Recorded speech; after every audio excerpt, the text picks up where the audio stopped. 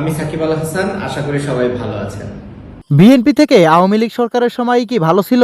এমন এক বিস্ফোরক প্রশ্ন ছুড়ে দিলেন বাংলাদেশের তারকা ক্রিকেটার সাকিব আল হাসান। লাইভে এসে সাকিব আল হাসান বলেন, দেশের বর্তমান পরিস্থিতি সাধারণ মানুষের জন্য অত্যন্ত কষ্টদায়ক হয়ে উঠছে।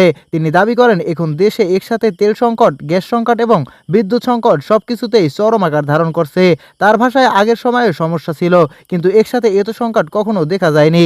তিনি আরো বলেন, সাধারণ মানুষ প্রতিদিন এসব সংকটের কারণে ভোগান্তিতে পড়ছে, যা দেশের জন্য ভালো কোনো ইঙ্গিত নয়। এখানেই থেমে থাকেননি সাকিব। তিনি সরাসরি অভিযোগ করেন, বর্তমান সময়ে দুর্নীতির পরিমাণও বেড়ে গেছে।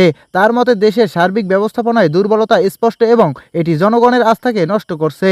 সাকিবের এই মন্তব্য ইতিমধ্যেই সোশ্যাল মিডিয়ায় তুমুল আলোচনা তৈরি করছে।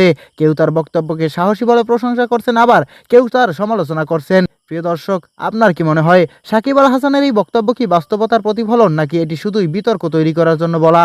কমেন্টে জানাতে ভুলবেন না। আর ভিডিওটি ভালো লাগলে অবশ্যই লাইক, শেয়ার এবং সাবস্ক্রাইব করুন। আমি সাকিব আল হাসান, আশা করি সবাই ভালো আছেন।